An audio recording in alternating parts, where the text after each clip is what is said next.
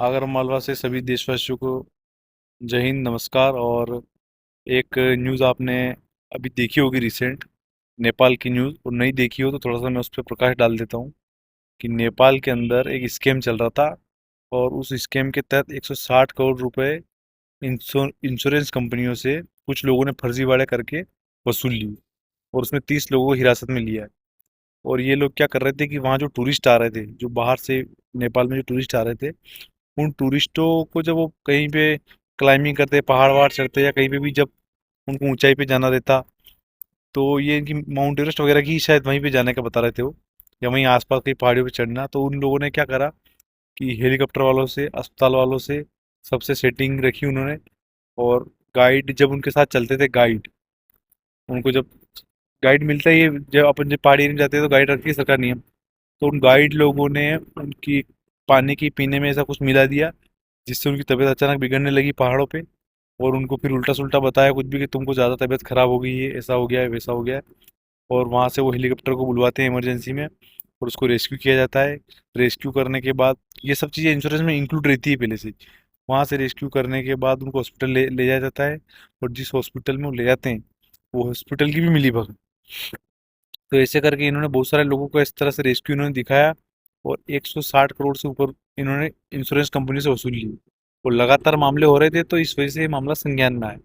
मतलब आप वहाँ घूमने जा रहे हो और आपकी सेहत के साथ खिलवाड़, ऐसा हालांकि हर जगह नहीं होता, लेकिन इस मुद्दे से और इस ये जो चला है, इससे नेपाल देश की इमेज खराब हुई।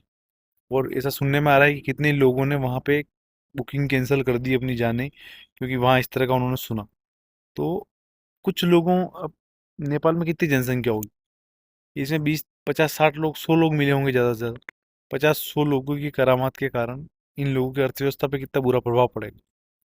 फिर ये न्यूज़ से उबर जाएंगे, फिर कुछ न्यूज़ आ जाएगी, फिर लोग जाना बंद कर देंगे। तो कहने का ये है कि जब अपने देश में भी इतने सारे विदेशी लोग आते हैं, और मैं एक निवेदन करना चाहता हूँ देशवासियों से कि जब भी कोई भी विदेशी आदमी जब इंडिया में आए, तो उसको आप इस तरह से, आप अतिथि सत्कार जो अपना नियम है ना, अपने देश में अपन भले जो चल रहा है, कोशिश करें कि उसमें अपन सुधार करें। जो गलतियां हो रही है या जो कुछ भी अपने देश में हो रहा है, उसमें वो सुधार करें अपन।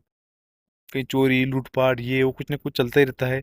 इसमें अपन क्राइम कम से कम हो, लोग बिल्कुल जागरूक रहे। लेकिन जो विदेशी जो नागरिक आते हैं, उनको लेके अपना बिहेव बिल्कुल अलग हो जाना चाहिए, चाहे आप कुछ भी करते हो, चाहे आप क्रिमिनल प्रवृत्ति के भी हो, फिर भी कम से कम उन लोगों को तो छोड़ ही दो। क्योंकि आप जब ऐसा करते हो ना, तो अपने देश की छवि पूरी दुनिया में खराब होती है। और आप एक तरह से देशद्रोह का काम कर रहे हो। जो चीज़ आप मेरे साथ कर रहे हो, वही चीज़ अगर विदेशियों के साथ करोगे ना, इसका प्रभाव बहुत पड़ेगा। क्योंकि आप अंदाजा लगाइए कि अगर 1 करोड़ विदेशी इंडिया में आए, 1 करोड़, और एक आदमी सालाना घूमने आए और 2 लाख रुपए स्पेंड करता है, कितना पैसा बन रहा है। और आपका अच्छा बिहेव, ये 1 करोड़ की जनसंख्या जो आ रही है घूमने के लिए, एक आंकड़ा बता रहा हूँ मैं, आप अच्छा उनसे बिहेव करिए, एक के दो होने में टाइम नहीं लगेगा, 5 होने में टाइम नहीं लगेगा, 10 होने में टाइम नहीं लगेगा। आप उनका सत्कार करिए, अच्छे से रखिए, क्योंकि एक घटना पूरे देश को झंझोड़ के रख देती और उस देश की इमेज खराब कर देती। इंडिया में भी एक न्यूज़ आई थी कहीं के कुछ लोगों ने, पहले एक वो जो रेप का मामला हुआ था जर्मन लेडीज के साथ। तो ऐसी न्यूज़ जब वायरल होती है, तो फिर देश की छवि खराब होती है। और विदेशी टूरिस्ट जब इतने आते हैं, तो देश की इकोनॉमिक ग्रोथ बहुत बढ़ती है। और फिर अपने पैसे की, आप स्विट्जरलैंड को छोटा सा देश देख लीजिए, स्विट्जरलैंड। वहाँ लोगों को इस तरह से आप अपने को करते हैं कि मतलब उन लोगों को इकोनॉमी के लिए और पैसे की जरूरत ही नहीं। वहाँ जो लोग आ रहे हैं उससे उनकी इकोनॉमी चल रही है।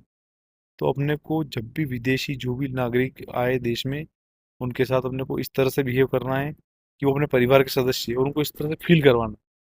जहाँ भी आपको मिले, बिल्कुल उनसे सम्मान से पेश आइए, सम्मान से बात करिए। ऐसा नहीं कि किसी को घूरने लगे, या किसी को फोटो खिंचाने के लिए भीड़ इकट्ठी हो गई।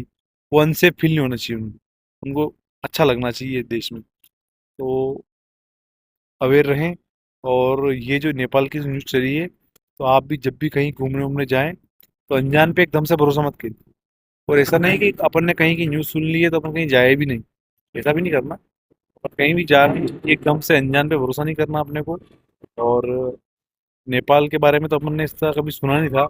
अभी एक न्यूज़ ने इतना बड़ा बवंडर कर दिया, पूरे देश में न्यूज़ चल गई, पूरी दुनिया में न्यूज़ चल गई। और इतने चीज़ें कैंसिल हो रही, ऐसा हो रहा।